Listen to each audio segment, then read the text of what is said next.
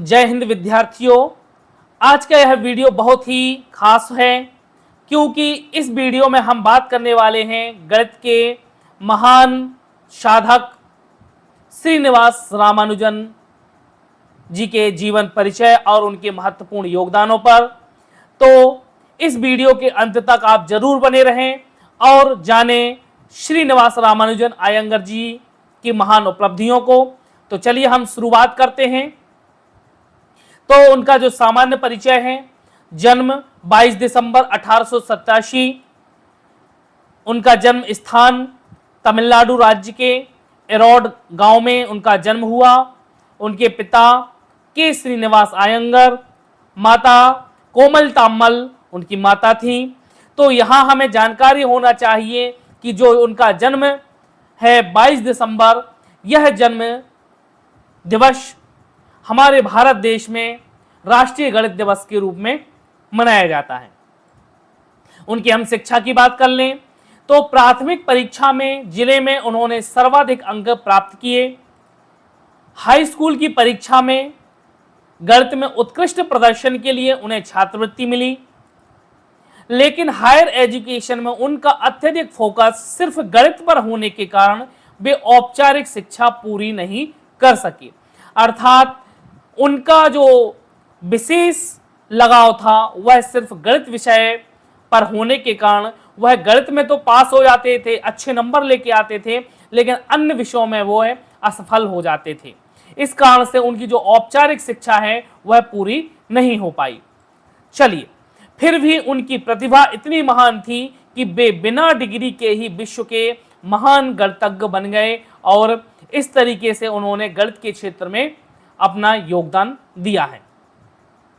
गणितीय खोज की शुरुआतों पर हम नजर डालते हैं तो श्रीनिवास रामानुजन ने अपने प्रमेय और सूत्रों को रजिस्टर में लिखा करते थे, जिसे रामानुजन की नोटबुक के नाम से जाना जाता है। तो वह अपने जो शोध हैं, अपने सूत्र हैं, प्रमेय हैं, जिनको वो हल किया करते थे जिस रजिस्टर में, उस रजिस्टर को नोटबुक के नाम से उनकी जाना जाता है। प्रोफेसर हार्डी जो थे उनसे मुलाकात कब हुई तो प्रसिद्ध गणितज्ञ जो जीएच हार्डी थे उन्होंने श्रीनिवास रामानुजन जी की प्रतिभा को पहचाना और उन्हें इंग्लैंड बुला लिया। उन्होंने प्रोफेसर हार्डी के साथ मिलकर उच्च कोटि के शोध पत्र प्रकाशित किए और अपने एक विशेष शोध के कारण इन्हें कैम्ब्रिज विश्वविद्यालय द्वारा बीए की उपाधि भी दी गई। तो भले ही उनकी औपचारिक शिक्षा पूर्ण नहीं हो पाई, लेकिन उनकी गणित में विशेष योगदानों के कारण उन्हें कैम्ब्रिज विश्वविद्यालय द्वारा बीए की उपाधि से उन्हें सम्मानित किया गया। प्रमुख योगदानों पर चर्चा करते हैं तो उनका प्रमुख योगदान है 1729 टैक्सी कैब संख्या, विभाजन फलन पीएन, अनंत श्रेणियां इन्फिनाइट सीरीज, संख्या सिद्धांत में महत्वपूर्ण कार्य। तो यह उनके महत्वपूर्ण कुछ योगदान यहाँ पर दिए गए हैं। हम चर्चा करते हैं उनके प्रमुख योगदान 1729, जिसे टैक्सी कैब संख्या कहा जाता है। तो 1729 एक खास संख्या है। इसे दो अलग अलग तरीकों से दो घनों के योग के रूप में लिखा जा सकता है। उदाहरण हम देख लेते हैं यहाँ पर, जैसे कि 1729 जो संख्या है उसे 1 के ऊपर 3 की घात धन 12 के ऊपर 3 की घात के रूप में लिखा है, और इसे 9 के ऊपर 3 की घात धन 10 के ऊपर 3 की घात के रूप में लिखा है। तो 1729 एक ऐसी सबसे छोटी संख्या है जिसे दो अलग अलग तरीकों से अलग अलग संख्याओं के घनों के योग के रूप में लिखा जा सकता है। तो इसके पीछे एक कहानी भी है, स्टोरी भी है कि एक बार professor G H Hardy Srinivasa Ramanujan से मिलने के लिए अस्पताल पहुंचे। तो जिस वह टैक्सी से अस्पताल पहुंचे थे उस टैक्सी का नंबर था 1729।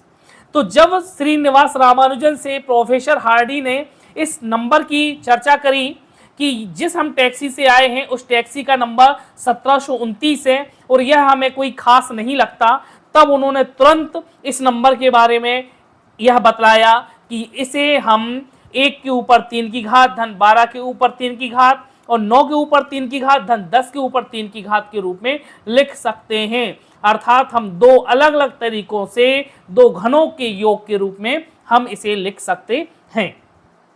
तो इस तरीके से इसे टैक्सी कैब नंबर, क्योंकि यह टैक्सी का नंबर था इसलिए इसे टैक्सी कैब नंबर या रामानुजन संख्या के नाम से जाना जाता है।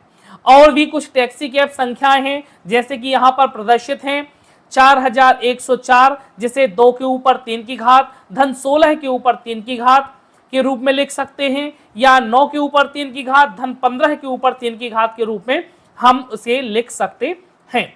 दूसरी टैक्सी कैब संख्या है 13832, इसे हम 2 के ऊपर 3 की घात धन 24 के ऊपर 3 की घात या 18 के ऊपर 3 की घात धन 20 के ऊपर 3 की घात के रूप में लिख सकते हैं। अगली है 20,683, इसे हम 10 के ऊपर 3 की घात धन 27 के ऊपर 3 की घात या 19 के ऊपर 3 की घात धन 24 के ऊपर 3 की घात के रूप में हम इसे लिख सकते हैं। अगली है 32,832, इसे हम 4 के ऊपर 3 की घात धन 32 के ऊपर 3 की घात या 18 के ऊपर 3 की घात धन 30 के ऊपर 3 की घात के रूप में लिख सकते हैं। तो यह कुछ टैक्सी कैब संख्याएं हैं। तो यहाँ पर सबसे पहली जो सबसे छोटी टैक्सी कैब नंबर है वह है हमारी 1729। चलिए हम बात करते हैं विभाजन फलन Pn। क्या है ये विभाजन फलन? तो Pn का मतलब किसी संख्या को अलग अलग तरीकों से जोड़कर लिखना।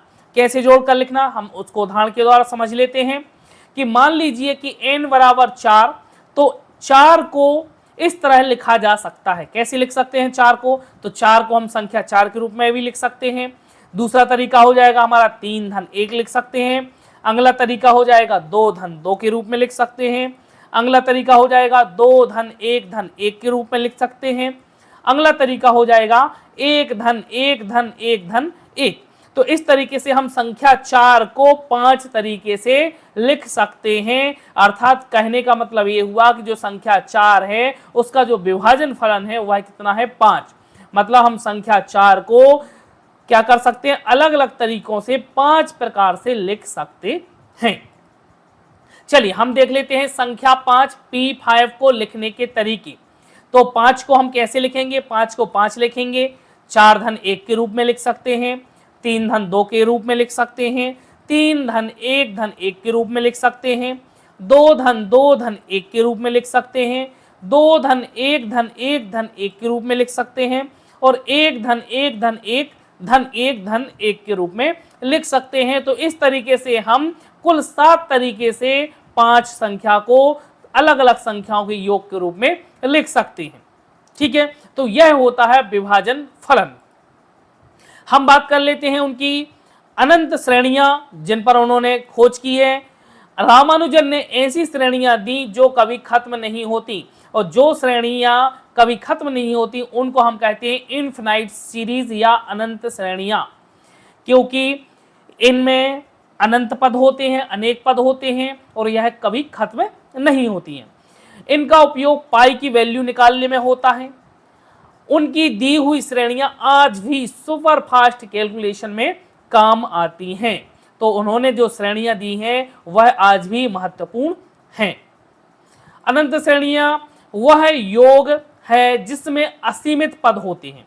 ठीक है, जब हम किसी अनुक्रम या सीक्वेंस के सभी पदों को जोड़ते जाते हैं और वह कभी खत्म नहीं होता तो उसे अनंत श्रेणी कहते हैं। ठीक है, हम उसको उदाहरण के द्वारा देख लेते हैं, जैसे कि 1 धन 2 धन 3 धन 4 धन 5, इसी तरीके से आगे हम उसको जोड़ते जाएं। लेकिन हम ऐसी संख्याओं को जोड़ते जाएंगे, कभी पद खत्म ही नहीं होंगे। तो ऐसी श्रेणियों को हम कहते हैं अनंत श्रेणी। यह एक अनंत श्रेणी है क्योंकि इसमें पद लगातार चलते रहते हैं और कभी समाप्त नहीं होते हैं। तो ऐसी श्रेणियों को हम कहते हैं अनंत श्रेणी। चलिए हम बात कर लेते हैं संख्या सिद्धांत नंबर थ्योरी पर। तो उन्होंने संख्याओं के गुणों पर गहरा काम किया है। ठीक है, विभाजन फलन, पार्टीशन फंक्शन जो अभी हमने चर्चा करी थी उन पर उन्होंने काम किया है। अत्यंत जटिल संख्यात्मक जो पैटर्न है उन पर उन्होंने काम किया है। अनंत श्रेणियों और संख्या सिद्धांत का संबंध उन्होंने बतलाया है। तो आज भी इनके फॉर्मूले जो हैं रिसर्च में उपयोग होते हैं। संख्या सिद्धांत के अंतर्गत जो उन्होंने नंबर्स पर काम किया है वह आज भी बहुत महत्वपूर्ण है। चलिए, संख्या सिद्धांत गणित की वह शाखा है जिसमें हम पूर्ण संख्याओं यहाँ इंटीजर्स लिख दिया है, तो पूर्ण संख्याओं मतलब होल नंबर्स, और इंटीजर्स जो होते हैं पूर्णांक होते हैं, और उनके गुणों का अध्ययन करते हैं। तो जहां पर नंबर्स का, संख्याओं का अध्ययन होता है उन्हें कहा जाता है क्या? संख्या सिद्धांत, नंबर थ्योरी, जिसमें विभाज्यता, अभाज्य संख्याएं, शेषफल, पैटर्न आदि शामिल होते हैं। इसे अक्सर क्वीन ऑफ मैथमेटिक्स भी कहा जाता है। ठीक है, उपलब्धियों पर चर्चा करते हैं। क्या उनकी उपलब्धियां रही? तो रॉयल सोसाइटी के सदस्य बने वह, ट्रिनिटी कॉलेज की फेलोशिप पाने वाले पहले भारतीय भी वह बने, और मद्रास विश्वविद्यालय में प्राध्यापक भी वह रहे। तो यह उनकी उपलब्धियां थी।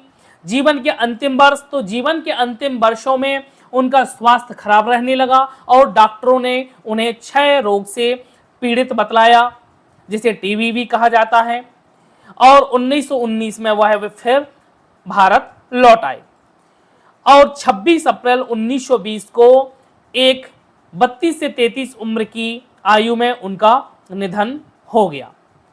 तो हमें उनसे क्या प्रेरणा मिलती है कि सीमित संसाधनों में भी महान उपलब्धियां संभव हैं। मेहनत और जुनून सफलता की कुंजी है। रामानुजन आज भी गणित के प्रेरणा स्रोत हैं। तो यह उनके द्वारा हमें प्रेरणा मिलती है कि सीमित संसाधन हैं, उनके बावजूद भी हम महान उपलब्धियां प्राप्त कर सकते हैं। और मेहनत, और यदि हमारे अंदर जुनून है कार्य करने की, तो सफलता हमें जरूर मिलेगी। रामानुजन आज भी गणित के प्रेरणा स्रोत हैं, उनके द्वारा हमें प्रेरणा मिलती है, और हम उन्हीं की प्रेरणा पर आगे बढ़ें, गणित के क्षेत्र में कार्य करें। तो चलिए, आज हमने बात करी है महान गणितज्ञ श्रीनिवास रामानुजन जी के जीवन परिचय पर।